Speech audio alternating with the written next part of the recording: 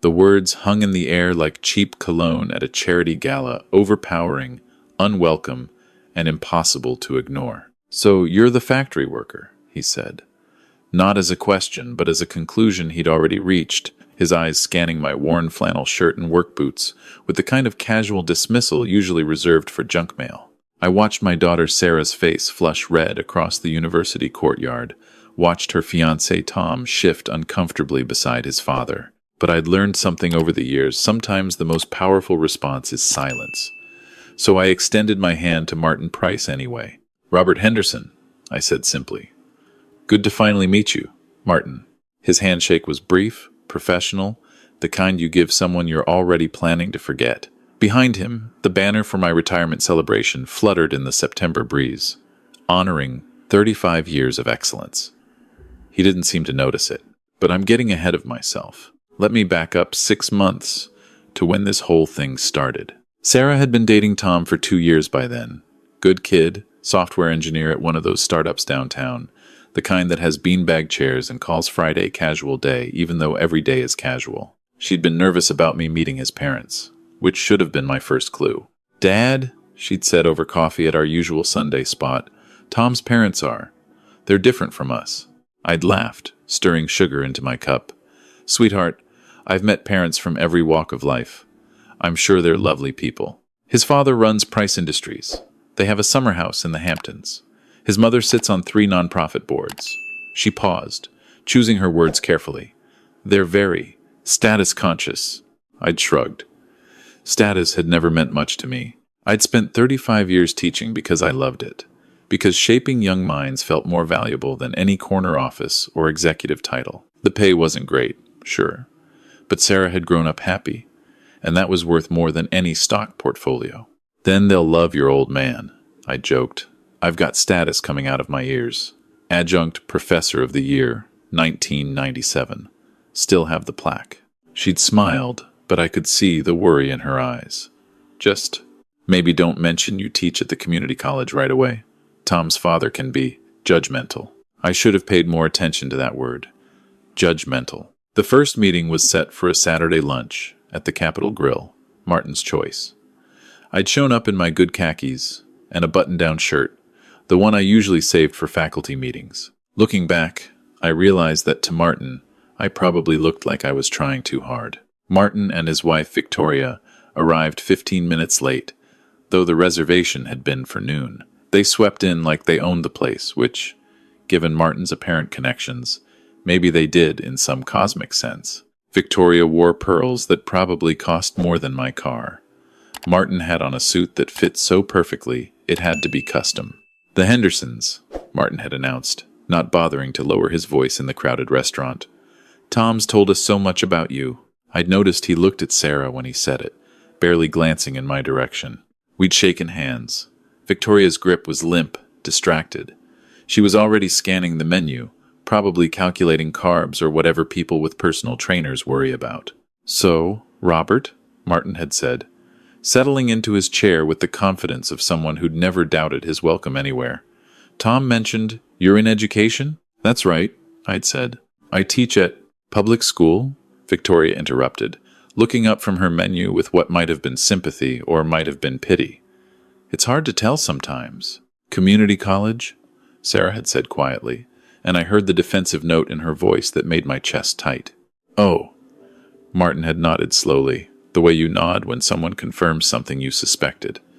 "Well, that's important work. Someone has to teach the, non-traditional students." The waiter had arrived then, saving me from responding. Martin ordered wine without asking anyone else's preference, a bottle that cost more than I usually spent on groceries in a week. Throughout lunch, I'd noticed the pattern. When I spoke, Martin would listen with what I call polite distance, that look people give when they're waiting for you to finish, so they can change the subject. When Sarah spoke about her work as a pediatric nurse, Victoria would smile and nod, but somehow always circle back to Tom's accomplishments. When Tom mentioned anything about his job, Martin would lean in, engaged, asking follow-up questions. "You know," Martin had said over dessert, "Tom could probably get you into one of those online MBA programs. It's never too late to upgrade your credentials, Robert." Teaching is fine, but there's no real money in it, is there? I'd felt Sarah tense beside me, but I'd kept my voice even. Money's never been my primary motivation. Of course not, Victoria had agreed, patting my hand like I was a child who just said something adorable. Not everyone is driven by success in the traditional sense. The lunch had ended with Martin insisting on paying. My treat, really. I insist in a way that felt less generous and more like a power play. As we'd left, he'd clapped me on the shoulder and said, "You raised a wonderful daughter, Robert. She's really marrying up." Tom had looked mortified.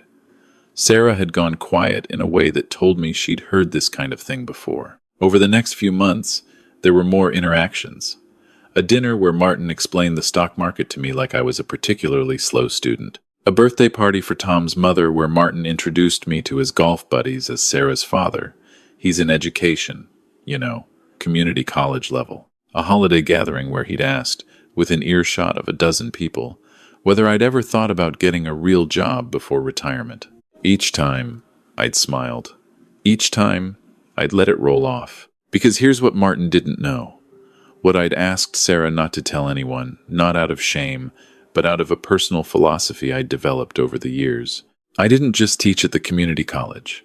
For the past 20 years, I'd also been an adjunct professor at Columbia University, teaching graduate-level courses in educational theory. I'd written 4 books, 2 of which were required reading in education programs across the country. I delivered keynote addresses at conferences in 12 countries. I had a PhD from Stanford and had turned down 3 different department chair positions because I preferred teaching to administration. But I'd always kept my Columbia work quiet around my community college students. I never wanted them to feel like they were getting a lesser version of me because they couldn't afford a private university. Every student deserved my full attention, my best effort, regardless of where they were in their educational journey. Sarah knew, of course. She'd grown up watching me prepare lectures for both institutions, had seen the books I'd written on my shelf. But when she'd gotten serious with Tom, I'd asked her not to mention the Columbia connection. "Let them get to know you for you, sweetheart," I'd said. "Not because of what your father has accomplished." Now, standing in that university courtyard 6 months later, I was starting to wonder if I'd made a mistake. "So this is where you work," Martin was saying, looking around the Columbia campus with the air of someone touring a moderately interesting museum. Surprised, they're doing a retirement party for support staff. That's very inclusive of them. "Dad," Tom started, but Martin waved him off. "What?" "I'm just saying it's nice they recognize everyone's contributions, not just faculty." Sarah's jaw was clenched so tight I worried about her teeth. I put a gentle hand on her arm. "The ceremony starts in 20 minutes, I said mildly. "Should we head inside?" We walked toward the auditorium, Martin and Victoria leading the way like they were heading a parade. I noticed Martin glad-handing people he seemed to recognize other wealthy donors, probably people in his social circle who'd turned out for what they thought was a routine academic ceremony. Inside, the auditorium was filling up. I saw former students, current students, faculty members I'd worked with for decades. Dean Morrison spotted me and waved, but I gestured for her to wait. There'd be time later. We found seats in the middle section. Martin made a show of checking his watch. "How long do these things usually run?"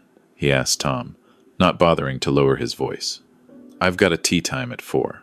"It's Dad's retirement party," Sarah said, her voice tight. "We can stay as long as it takes." Of course, Martin agreed quickly.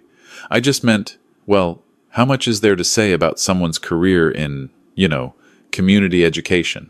I watched Sarah's hands ball into fists in her lap. Tom looked like he wanted to disappear into his seat. Victoria was examining her nails, either oblivious or indifferent to the tension. The lights dimmed.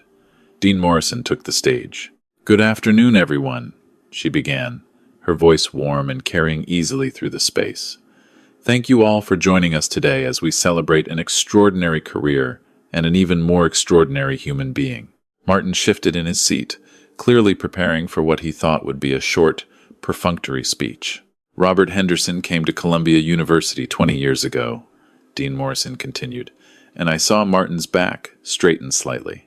"Some of you may not know that Robert maintains a dual appointment teaching both at Columbia and at the Bronx Community College, because he believes deeply that quality education should be accessible to everyone, regardless of their circumstances or their ability to pay.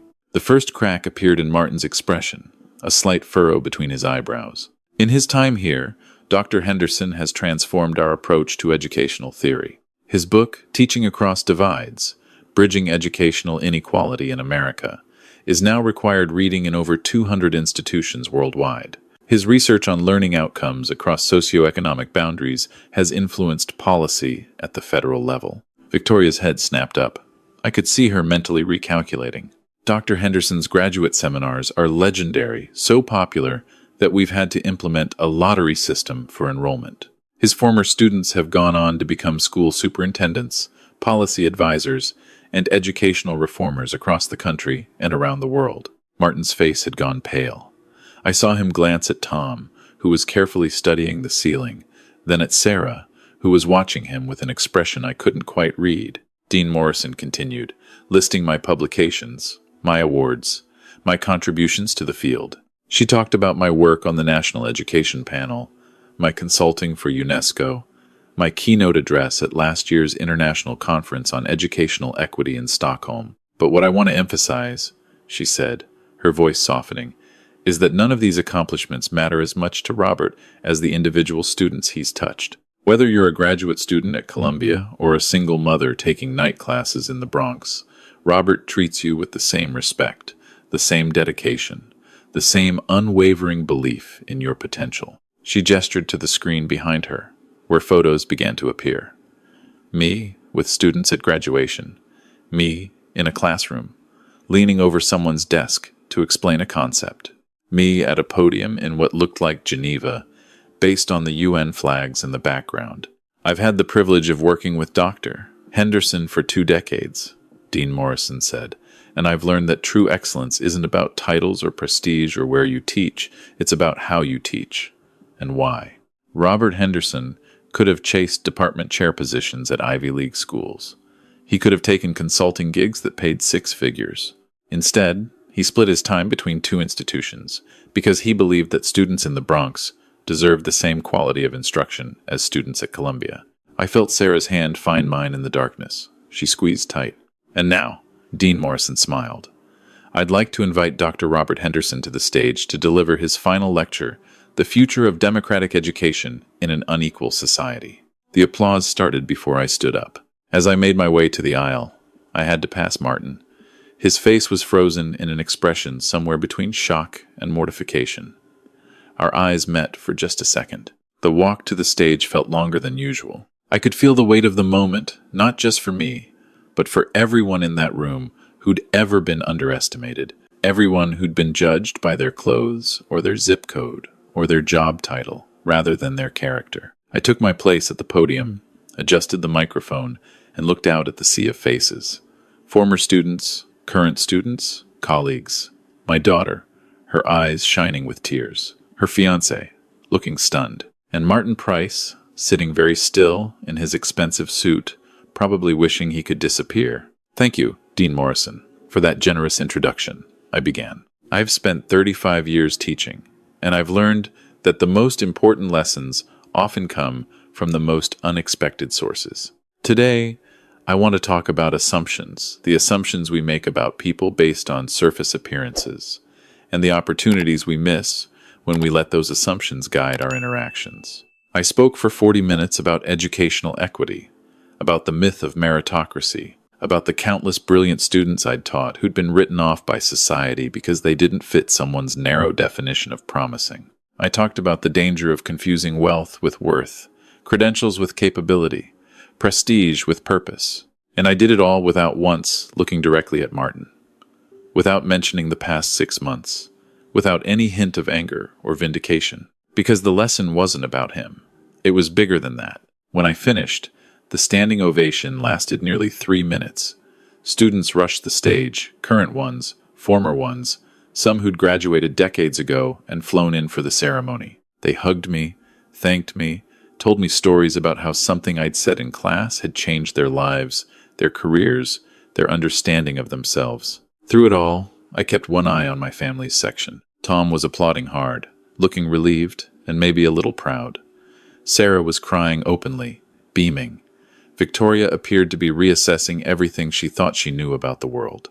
And Martin just sat there, very small in his expensive suit, watching his reality reorganize itself around new information. The reception afterward was held in the faculty lounge, a beautiful room with floor-to-ceiling windows overlooking the campus. People kept approaching me, colleagues, students, even a reporter from the Chronicle of Higher Education who wanted to do a profile piece. I was talking to a former student who now ran the Houston School District when I saw Martin approach out of the corner of my eye. He waited patiently for a break in the conversation, then stepped forward. "Dr. Henderson," he said, the title sounding strange in his mouth. "Could I have a word? Privately?" I excused myself and led him to a quiet corner near the windows. Up close, I could see the strain in his face, the careful control he was exerting over his expression. "I owe you an apology," he began, the words clearly difficult. "Several apologies, actually. I've treated you abominably. There's no excuse for it." I let the silence stretch for a moment, not to punish him, but because I wanted to make sure he was really done, really ready to hear what I had to say. "Martin," I said finally, "I appreciate the apology. I do. But I want you to understand something. I didn't keep my Columbia affiliation quiet because I was ashamed of teaching at the community college. I kept it quiet because I believe every student deserves the same quality of education, regardless of where they can afford to go to school." He nodded, not quite meeting my eyes. "The problem isn't that you didn't know I taught at Columbia," I continued, my voice gentle but firm. "The problem is that you thought less of me because you believed I only taught at the community college. You made assumptions about my worth based on your perception of my status, and that says more about your values than it does about my credentials." "You're right," he said quietly. "You're absolutely right. I've been a snob. And worse, I've modeled that behavior for my son. Tom never would have. If he'd had a father who taught him to respect people for who they are, rather than what they have." He trailed off, looking genuinely distressed. I felt something in my chest soften. "Tom seems like a good young man," I said. "He makes my daughter happy, and people can learn. It's never too late to learn." Martin finally met my eyes. "Can you forgive me? I know I don't deserve it, but can you?" I thought about all the students I'd taught over the years who'd made mistakes, who'd had to unlearn prejudices and assumptions they'd absorbed from their families and communities. I thought about the grace I'd extended them, the patience I'd shown as they grew and changed. "I forgave you before you asked," I said simply. "But forgiveness isn't a magic eraser, Martin. You can't unsay the things you've said. You can't undo the disrespect. What you can do is learn from it, be better, and maybe teach others to be better too." He nodded slowly, processing. "I've given money to Columbia for years," he said, almost to himself. "I sit on the alumni board, and I never once thought about where that money was going, what it was supporting. I just liked having my name on a building." "Well," I said, allowing myself a small smile, "maybe now you'll think about it differently. Maybe you'll consider endowing a scholarship for community college students who want to pursue graduate studies. Maybe you'll question your assumptions the next time you meet someone who doesn't fit your idea of successful." "I will," he promised. "I absolutely will." We stood there for a moment in companionable silence, watching through the window as students crossed the quad below, each one carrying their own stories, their own struggles, their own potential. "Can I ask you something?" Martin said. "Why didn't you tell me? Sarah must have wanted to, and you could have shut down my condescension months ago." I considered the question. "Because I wanted you to get to know me as a person, not as a resume. I wanted you to decide whether I was worthy of respect based on how I treated people, how I raised my daughter. What kind of man I am, not based on where I work or what letters come after my name. And I failed that test spectacularly," Martin said with a bitter laugh. "You failed it," I agreed. "But here's the thing about tests, Martin, we get to retake them. Every day is a new opportunity to show who we really are, who we choose to be." He extended his hand, and this time when I took it, his grip was firm, genuine, meeting my eyes with something that looked like respect. "Thank you," he said, "for the lesson, for the grace, for being the kind of man my son should aspire to be." We walked back to the reception together. Sarah saw us coming and searched my face for signs of distress, but I gave her a reassuring smile. Tom approached hesitantly. "Dr. Henderson," he said, and I could hear how hard he was working to get the words right. "I'm sorry for letting my father. I should have stood up for you." "Tom," I put a hand on his shoulder, "you're marrying into a family where we believe in grace and second chances. Your father and I have talked. We're okay. And I hope you know that my door is always open if you want to talk about books or teaching or how to navigate difficult family dynamics or anything else." The relief on his face was palpable. Sarah moved to his side, taking his hand, and I saw the way they looked at each other, the real partnership there, the mutual support. Whatever his parents had or hadn't taught him, Tom had chosen well in my daughter, and she in him. The rest of the evening passed in a warm blur. More well-wishers, more stories, more students, whose lives I'd apparently touched in ways I'd never fully realized. Dean Morrison pulled me aside at one point to discuss the possibility of teaching one seminar a year as professor emeritus. "Just to keep your hand in, Robert, and because the students will riot if you disappear entirely." As the crowd thinned, I found myself standing with Sarah, watching the last of the sunset paint the campus in shades of gold and amber. "I'm proud of you, Dad," she said quietly. "Not because of the awards or the books or any of that. I'm proud of you because you could have humiliated Martin today, in front of everyone, and you didn't. Humiliation doesn't teach anything," I said, "except maybe resentment. But conversation, understanding, grace, those things can actually change people. Do you think he'll change?" I thought about the look in Martin's eyes, the genuine remorse I'd seen there. "I think he's going to try. And that's all any of us can do, try to be better than we were yesterday." She leaned her head on my shoulder, the way she used to when she was little and I'd read her bedtime stories. "You know what the best part of today was?" she asked. "What's that?"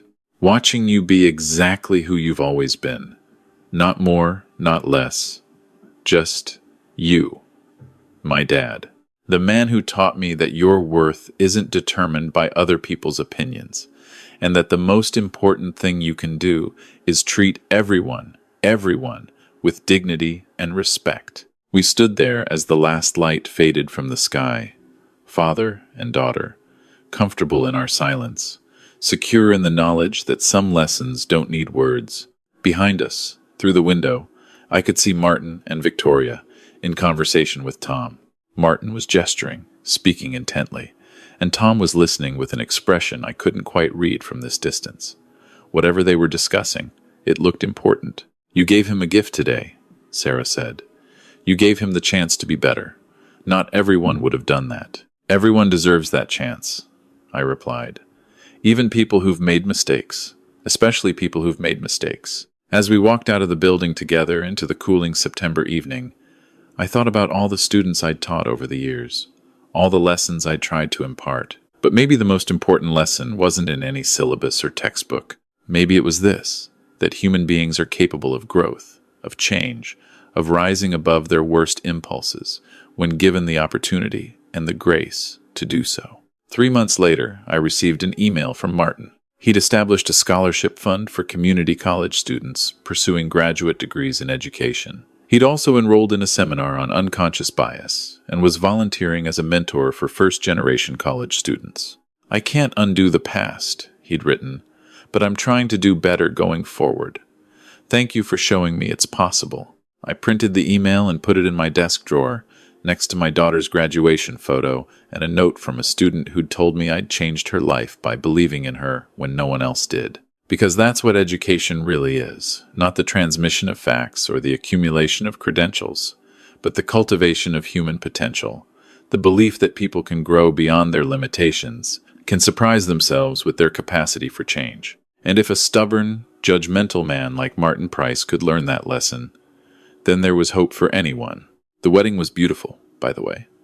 Martin walked alongside me as we both escorted Sarah down the aisle. She'd insisted on having both her father and her future father-in-law share the honor. During his toast, Martin spoke about the importance of humility and the value of people over prestige. I caught his eye as he spoke, and he gave me a small nod of acknowledgement.